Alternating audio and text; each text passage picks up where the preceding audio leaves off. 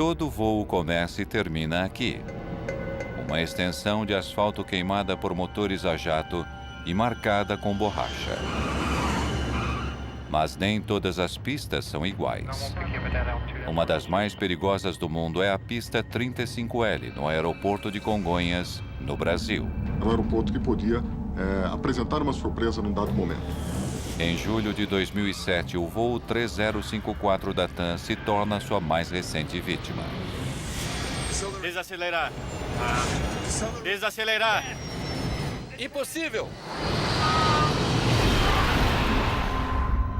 A pista deixa 199 pessoas mortas. Ela será cuidadosamente examinada e terá sua história revista.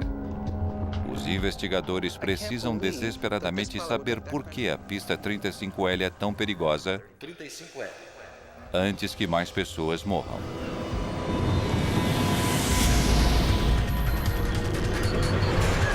Mayday.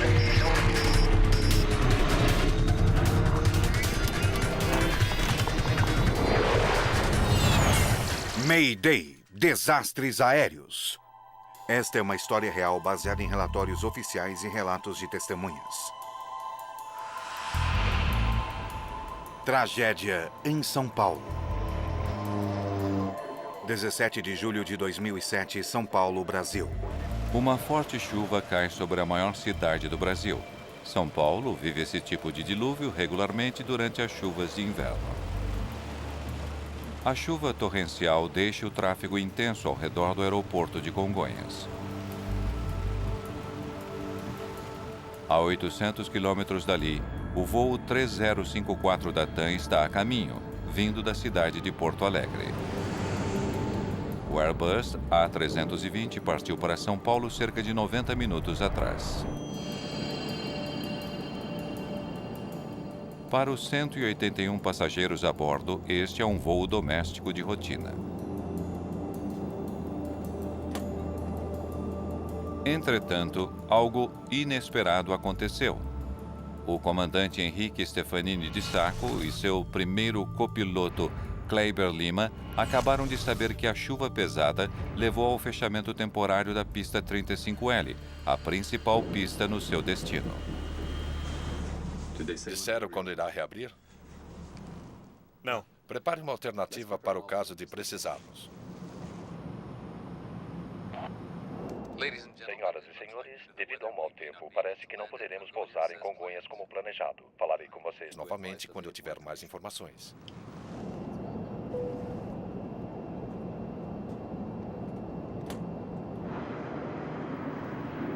O aeroporto de Congonhas é um dos mais movimentados do mundo. Aviões decolam e pousam aqui a cada 90 segundos, com um fluxo constante de pessoas e carga para os centros econômicos do país.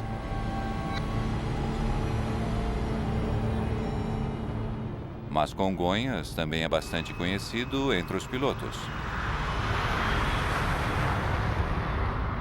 O aeroporto fica no coração da cidade, com edifícios de apartamentos, escritórios e ruas por todos os lados.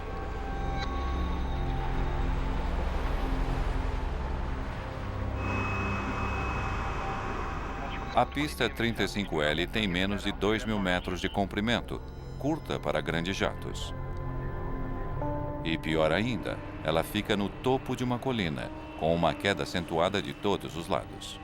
O risco que o aeroporto oferece, exatamente por conta da sua construção, por conta da sua geografia, ele não permitiria erros simples, falhas simples.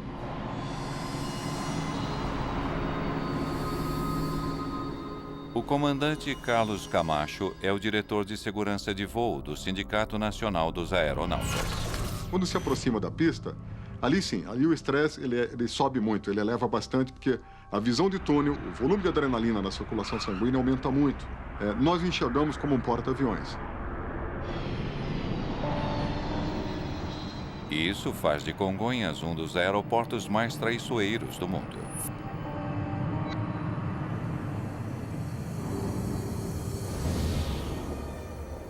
Na verdade, um avião de transporte da empresa Pantanal havia saído da pista fora de controle apenas um dia antes.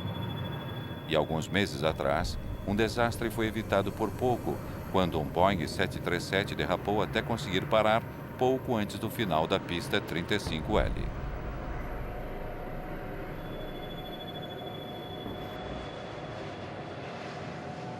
Os pilotos, ao se aproximarem para pouso, para operar em Congonhas, vinham mais preocupados do que se estivesse operando em outro aeroporto nacional.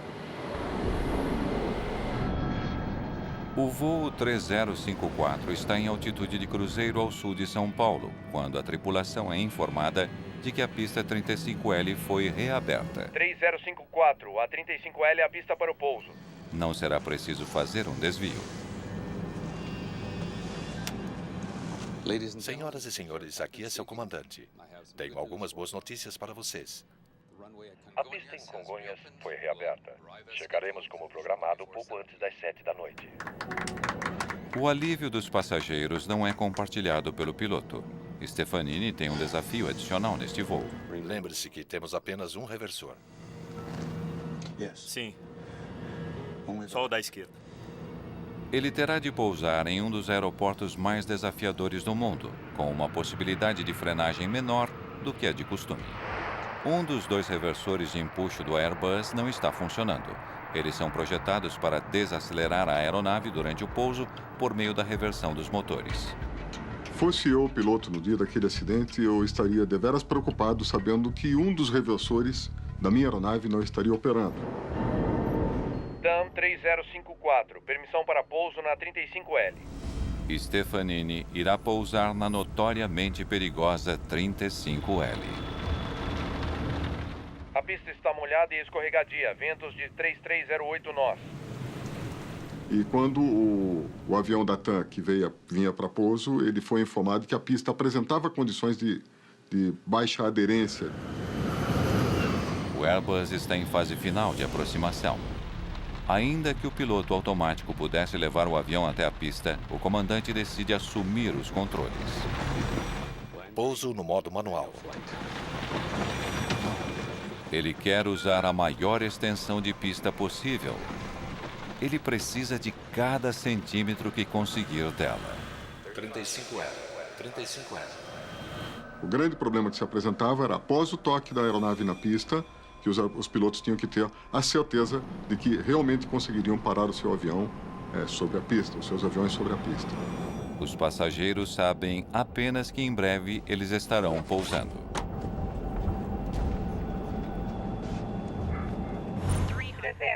300. Agora eles estão a apenas 300 metros acima da cidade. O Airbus está alinhado com o centro da pista. Centro.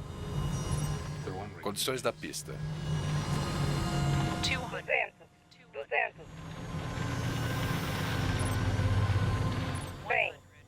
Cem. Um ponto agora? Tudo bem. As rodas do avião irão tocar a pista de Congonhas em questão de segundos. 20. Retardar.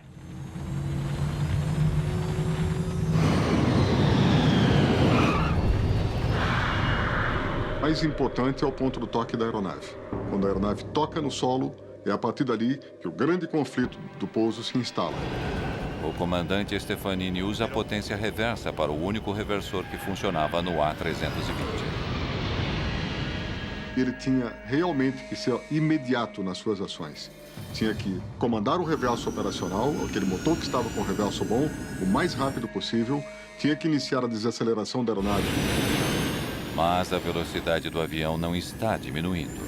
Reversor número 1 apenas. A este ritmo, ele irá usar todos os 1.945 metros da pista em menos de 30 segundos.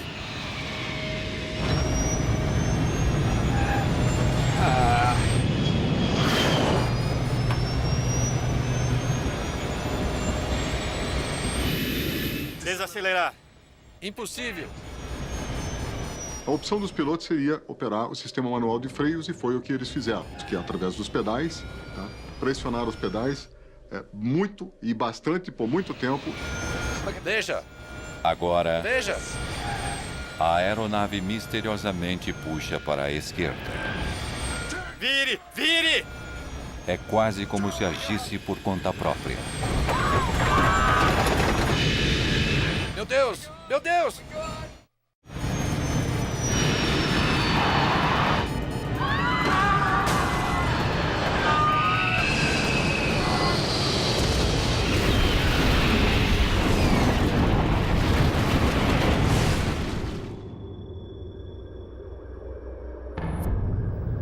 O voo 3054 atinge um edifício da TAM Linhas Aéreas e um posto de gasolina ao lado.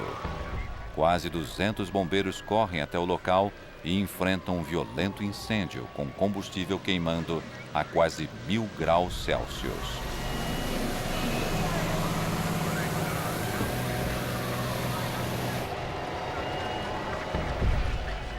A devastação deixa o Dr. Douglas Ferrari horrorizado.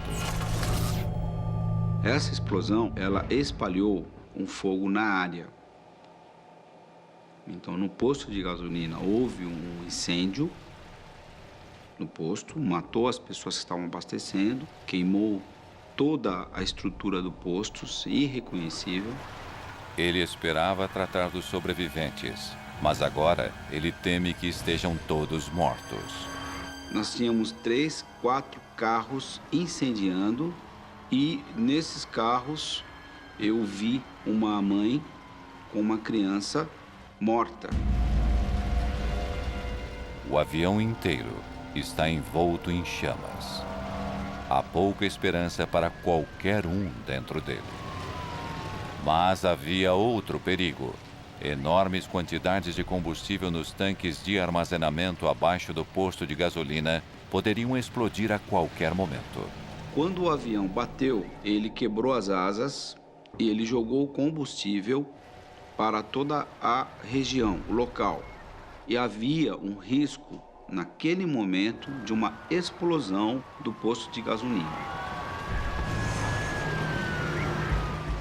As equipes de resgate esperam conseguir salvar as pessoas no edifício da TAM, mas com o fogo fora de controle, eles terão de agir rapidamente.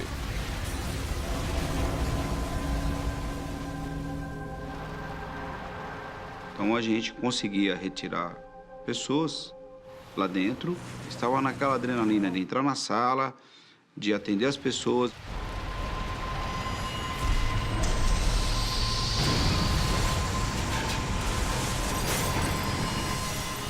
O Dr. Ferrari faz uma descoberta sombria dentro dos escritórios da TAM. A asa do avião e o avião impactaram e ela não permitiu a saída, o avião não permitiu a saída dessas pessoas.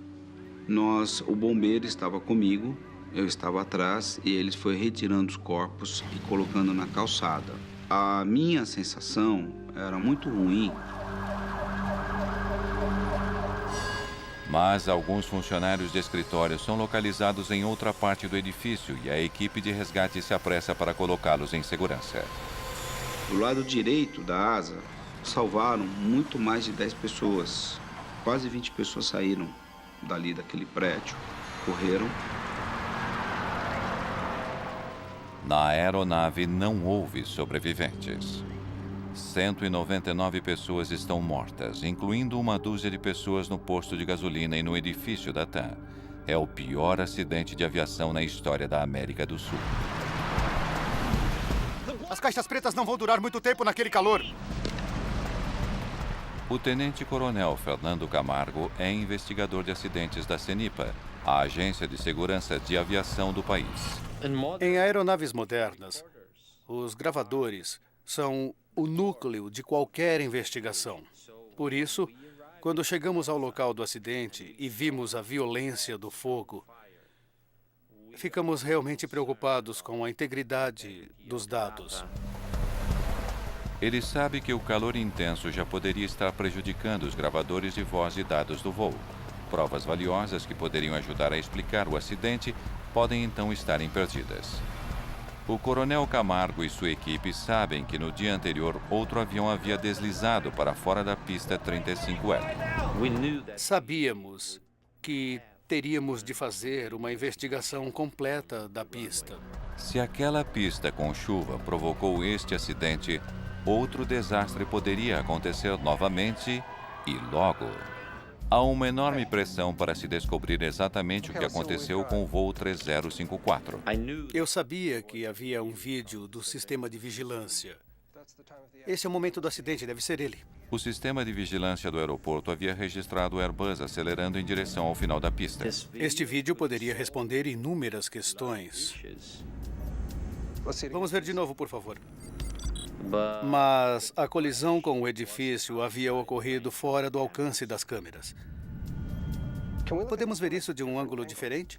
Ainda que o vídeo não mostre a colisão, ele poderia conter pistas importantes. Você tem o registro de pouso de outros A320? Tudo bem, vamos ver de novo. Nós comparamos o tempo gasto por cada avião. 7, 8, 9 segundos. Em um pouso normal, a aeronave levaria algo em torno de 9 segundos para passar por esta câmera. Muito bem, agora o avião do acidente, por favor. E o avião que sofreu o acidente levou 3 segundos. 3 segundos? Aquilo nos deixou um tanto intrigados. Por que o avião do acidente estava 3 vezes mais rápido do que os outros A320 em pousos normais? 4 horas após o acidente, os bombeiros ainda lutam para combater a violência do fogo. O fogo era intenso, com muito combustível que o mantinha queimando. Camargo está desesperado para conseguir acesso à seção da cauda, onde estão as 2 caixas pretas. Eles concentraram seus esforços na parte de trás da aeronave. Finalmente, os bombeiros controlam as chamas o suficiente para apanhar os gravadores. Mas pode ser tarde demais. Elas podem resistir ao fogo até uma determinada temperatura. Depois disso, não há garantia de que os dados serão preservados. Os gravadores serão enviados a Washington para serem examinados pelo Conselho Nacional de Segurança nos Transportes.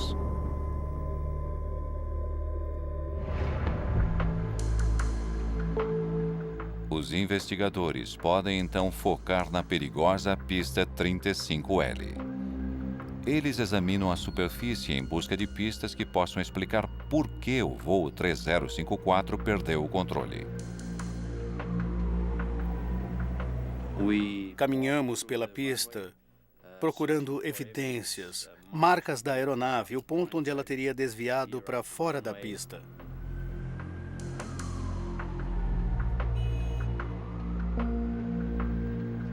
Ainda está molhada. A água formou poças, o que não deveria acontecer em uma pista moderna. Essa lâmina d'água, ela em contato com o trem de pouso, com o pneu, ela pode criar aquilo que nós chamamos de hidroplanagem ou aquaplanagem, como queira. E esse é um inconveniente, porque naquele momento o piloto terá pouca ou nenhuma controlabilidade da sua aeronave. Camargo e sua equipe se perguntam por que existe água acumulada na pista. Eles estudam arquivos da agência do governo que administra o aeroporto de Congonhas e descobrem que a pista 35L fora totalmente recapeada apenas um mês antes do acidente. Em 2007, a pista havia passado por uma reforma e ela vinha oferecendo um nível de aderência muito baixo. Havia muitos reportes, muitas informações de derrapagens. Durante anos, os pilotos tinham se queixado sobre as condições escorregadias daquela pista. Eles sabiam que a superfície precisava ser refeita. Isso porque ela permitia o acúmulo de água. 35L, 35L. A pista tinha sido recapeada e isso deveria ter resolvido o problema da água. Ela tinha sido reaberta apenas algumas semanas antes do acidente. A nova superfície parecia ser uma grande melhoria. O aeroporto tinha operado por cerca de um mês, com tempo seco, sem problema algum. E então, 3 dias antes do acidente, houve chuva pesada.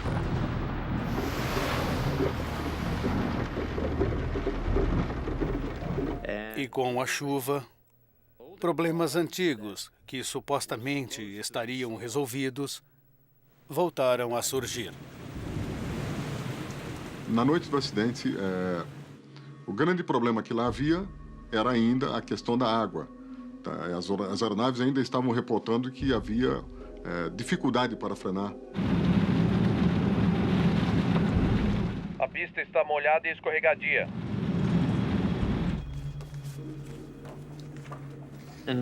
Em tese, não havia mais depressões na pista que permitissem o acúmulo de água. Então, o que poderia estar causando aquele acúmulo de água? Ele descobre que os trabalhos de reparação não incluíam um recurso crítico de segurança.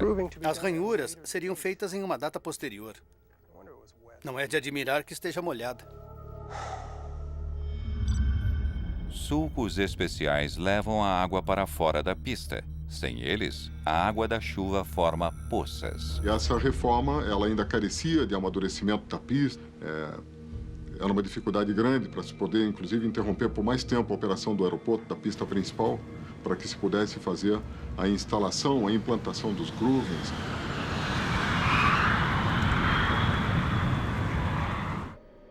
Aumentam as evidências sobre o fato de a superfície comprometida da pista 35L ter tido um papel crucial no pior acidente de avião do Brasil. O coronel Camargo se preocupa com o fato de que as conhecidas chuvas do Brasil possam trazer mais catástrofes na pista. Logo após o acidente, nós recomendamos a suspensão das operações das aeronaves regulares em condições de chuva. As autoridades do aeroporto cumprem a determinação, fechando a pista 35L até que respostas sejam encontradas.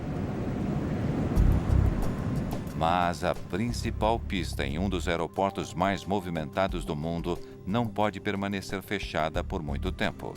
É preciso descobrir o que provocou este acidente, o mais rápido possível. O foco se volta para os reversores de empuxo do A320.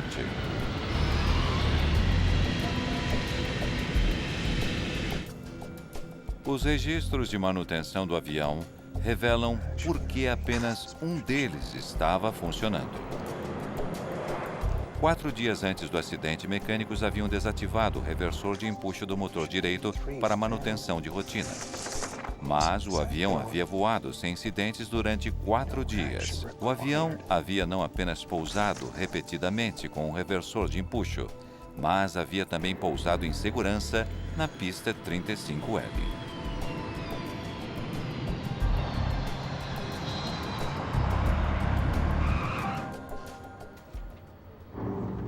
Este avião pousou na mesma pista naquele dia com os mesmos problemas. Ele tinha apenas um reversor de empuxo, apenas um reversor. Pousou sem qualquer tipo de problemas. Então, por que essa aterrissagem teria terminado em desastre?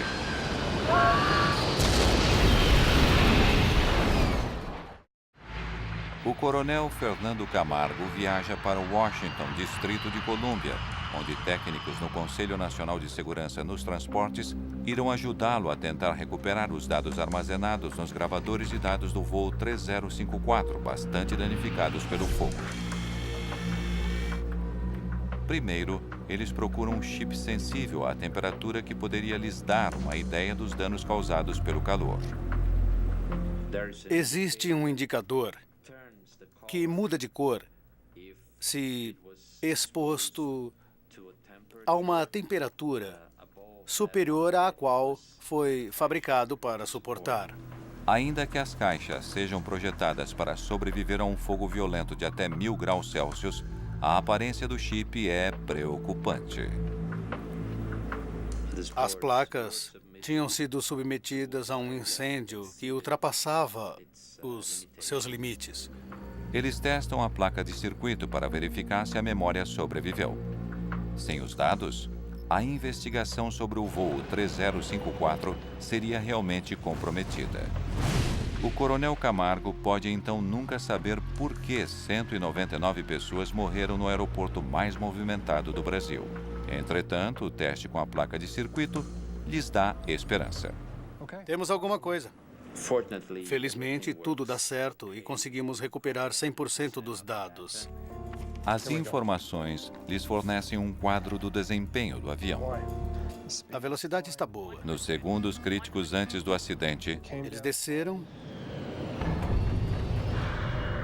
Os freios foram acionados, freios acionados. os dados confirmam que os freios de pé estavam funcionando corretamente e que o A320 não derrapou ou deslizou. Aqui. Aqui. E então Camargo descobre que os dois motores do avião estavam inexplicavelmente operando um contra o outro. Motor 1. O motor esquerdo do avião estava em reverso para ajudar a desacelerar a aeronave. Mas o motor direito, com o reversor de empuxo com problemas, Está acelerando. estava fazendo o oposto. Deveria estar em marcha lenta. Em vez de desacelerar, ele estava acelerando para uma velocidade de decolagem. Desacelerar. Impossível! Desacelerar. Impossível! Com um motor com potência total, os pilotos não tiveram chance de parar o avião a tempo. A aeronave estava freando. Meu Deus! Veja isso! Mas ela levaria cerca de mais 1 quilômetro para parar. O empuxo desigual levou o avião para a esquerda. Vire! O motor direito estava, na verdade, aumentando a potência. Não havia qualquer meio disponível para que o piloto evitasse que a aeronave virasse para a esquerda.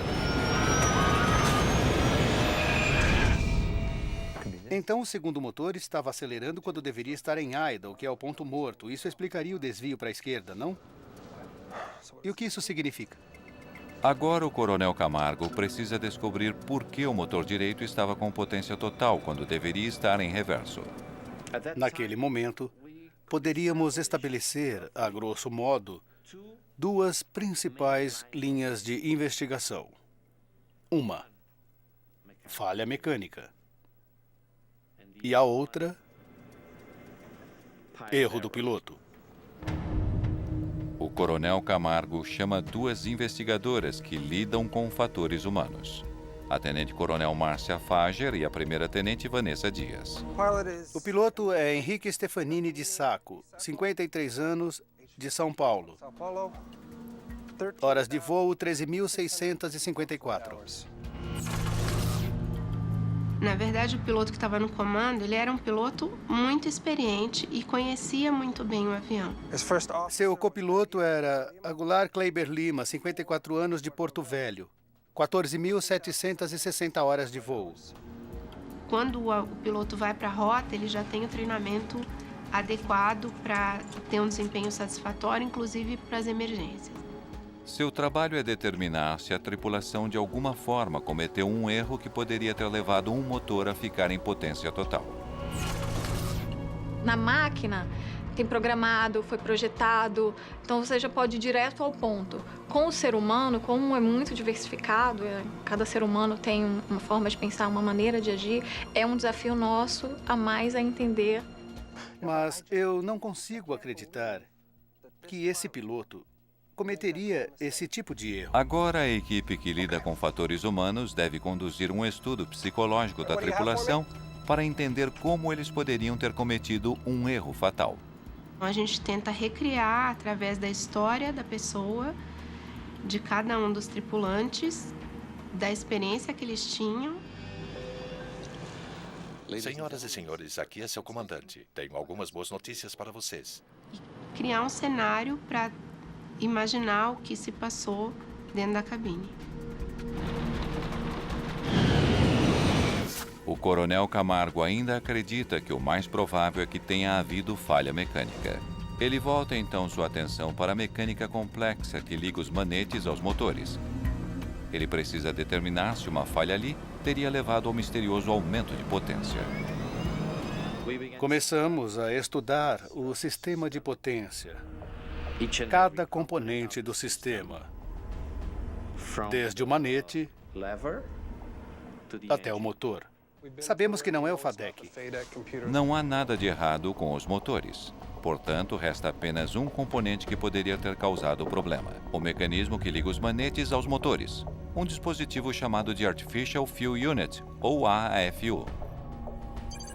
Investigadores se perguntam se esse dispositivo falhou, deixando os motores em potência total, mesmo que os pilotos tenham colocado o manete em idle. Entretanto, tal falha é muito improvável. É realmente uma possibilidade remota. Em 400 mil horas de voo, teríamos apenas uma ocorrência como essa. Ainda assim, ele precisa excluir o AFU como possível causa do acidente. Mas ele nem mesmo sabe se a unidade poderá ser encontrada em meio aos destroços. Computadores, todos os equipamentos, tudo havia desaparecido. Felizmente, uma das poucas peças que sobreviveram ao incêndio é a peça que os investigadores precisam: o AFU. Ele é enviado para um laboratório especializado capaz de fazer a varredura do metal em busca de marcas microscópicas. Ele havia sido danificado de uma forma que ainda nos permitia trabalhar com ele e, portanto, verificar algumas coisas. O scanner em 3D permite verificar cortes ou arranhões que indicariam que o dispositivo falhou. Estou procurando quaisquer marcas incomuns nesta área. Se conseguíssemos descobrir qualquer marca, qualquer prova da posição desta engrenagem, poderíamos verificar o manete e descobrir a posição real do manete de potência. Mas não encontram qualquer evidência de que o AFU tenha funcionado de forma incorreta. Tudo bem, embale isso e vamos para casa. Não encontramos nada. Nenhuma marca, nenhuma evidência. O coronel Camargo conclui que não houve falha mecânica na configuração errônea do motor direito. Ele tem de supor que, por algum motivo, a tripulação deixou o manete direito em potência total depois de pousar o Airbus. Vire! Vire! Meu Deus! Vire! Vire! Vire! Vire! Em São Paulo, a equipe que lida com fatores humanos se volta para o gravador de vozes da cabine, ou CVR. Eles precisam entender o estado mental dos pilotos quando se aproximavam de São Paulo na noite do acidente. Através das informações do CVR, nós podemos ter uma noção de como era a dinâmica da tripulação. Eles constatam que o comandante Stefanini estava bastante preocupado com as condições da pista. Pergunte a ele sobre a chuva, condições da pista, se a pista está escorregadia. Está em aproximação final. 2 quilômetros de distância. Poderia confirmar condições? A pista está molhada e escorregadia. Molhada e escorregadia. Então, o piloto vem para o pouso já tenso. Se ele encontra uma situação que é mais crítica do que o normal, com relação à chuva, a pista está escorregadia, essa tensão pode afetar a percepção daquele piloto, a atenção. 35L, 35L.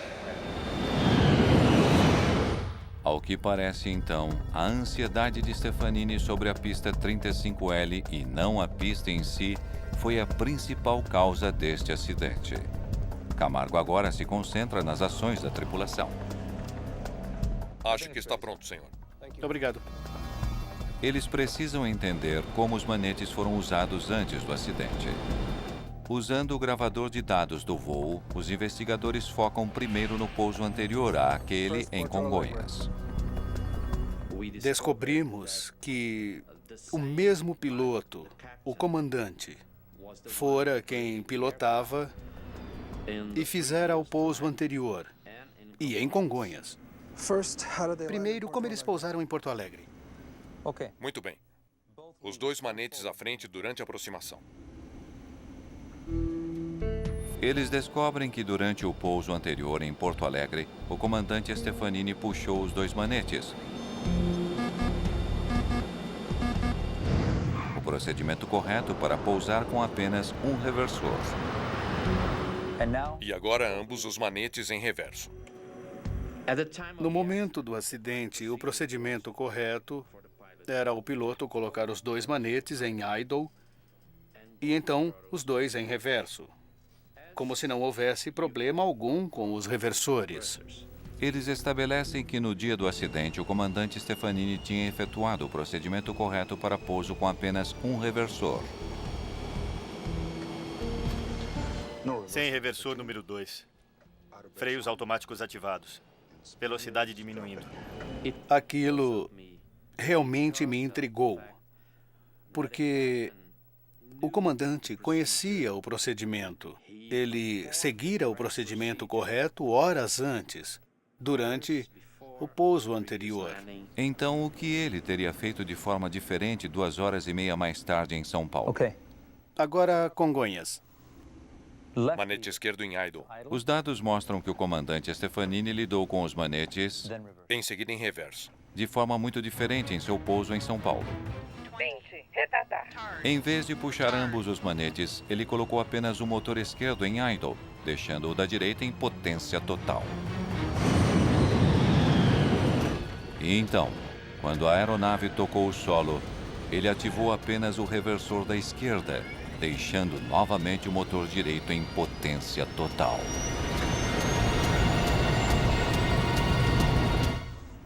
Isso é muito diferente. Eu não entendi.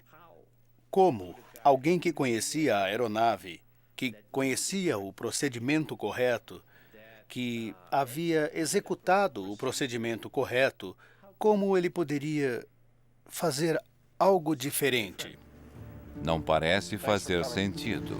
Podemos precisar da sua ajuda nisso. Até que Camargo pede a ajuda de outro piloto. Só então ele descobre um detalhe importante que poderia explicar o que o comandante fez. Havia um procedimento mais antigo e ultrapassado para o pouso de um A320 com um único reversor. Poderia demonstrar isso, por favor? O começo é igual, mas há uma diferença importante. O antigo procedimento consistia em levar os dois manetes para idle e, em seguida, apenas o manete correspondente ao motor com o reversor em operação normal seria levado para a posição reversa. Mas não foi isso que o comandante Stefanini fez. Ele deixou o motor direito em potência total em vez de trazê-lo para idle. Se ele estava tentando o procedimento antigo, ele não o fez.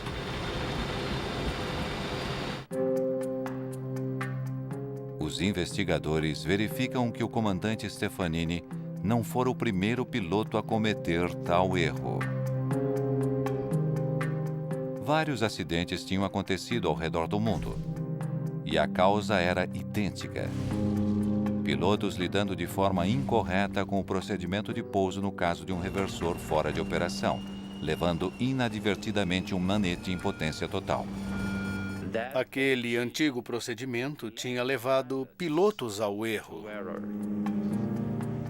A Airbus finalmente alterou o procedimento para reduzir precisamente o risco daquele erro. O fabricante mudou o procedimento e determinou o quê? Ambas as manetes de aceleração dos motores viriam juntas para a posição idle, para a posição marcha lenta, e em seguida, após o toque, ambas viriam para a posição reversa. O comandante Stefanini estava familiarizado com o procedimento novo e com o antigo para pouso com reversor com problema. Ao que parece então no voo 3054 é que ele pode ter tentado usar o antigo procedimento. A pergunta dos investigadores é: por quê? Os investigadores ainda não conseguem entender por que a tripulação do voo 3054 deixou um motor com potência total depois de tocar o solo. Eles entenderam errado? Mas depois de entrevistar outros pilotos, eles realmente entendem por que usar o método antigo teria feito sentido naquele dia chuvoso em Congonhas. Ele faria o avião parar muito mais rapidamente do que o procedimento novo.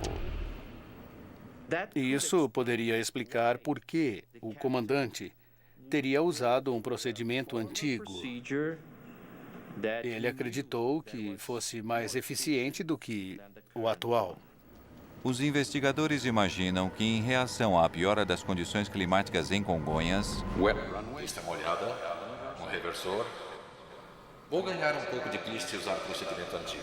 ele estava tentando garantir que eles teriam a maior extensão possível para parar sobre a conhecida pista 35L, mas ele cometeu um erro que custou muito.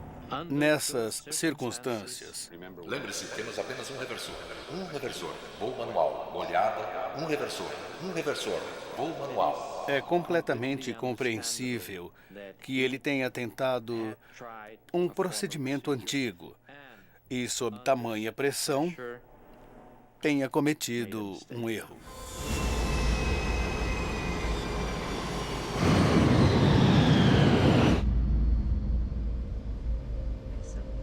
A primeira-tenente Vanessa Dias recria os momentos finais do voo em um simulador.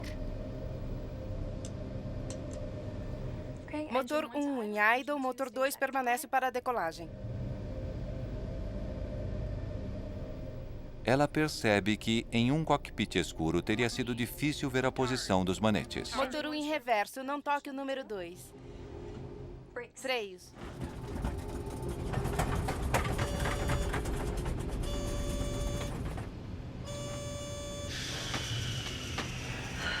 Muito bem. Terminamos.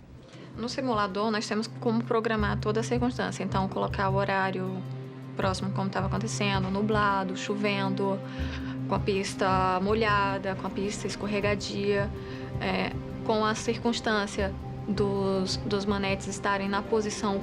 E nessas circunstâncias, nós também saímos da pista e tivemos um acidente no simulador. Agora, a Tenente Dias acredita entender por que o voo 3054 da TAM terminou em tragédia. O comandante Stefanini fez tudo o que podia para garantir que o A320 pousasse na pista 35L com a maior extensão de pista à sua frente quanto possível. Pouso no modo manual. Mas a perspectiva de pouso na traiçoeira pista o tinha deixado tão tenso que ele cometeu uma falha em um procedimento simples. É possível que essa tensão possa bloquear uma resposta motora dele que seja necessária, pode afetar a prontidão que é necessária para dar um retorno.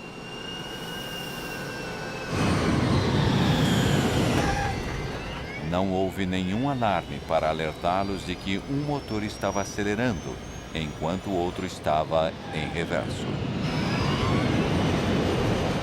O copiloto Lima tentou descobrir o que estava errado. Desacelerar. Mas em uma cabine escura, Impossível! e com a tensão de um pouso que não está correndo bem, ele não percebeu a posição errada do manete. Desacelerar. Desacelerar. Impossível! A gente percebe através da escuta que eles não estavam conseguindo perceber o que estava acontecendo na aeronave. Veja isso! Uma pista com uma reputação perigosa deixou a tripulação tão tensa que eles cometeram um erro que acabou matando 199 pessoas. Meu Deus! Meu Deus!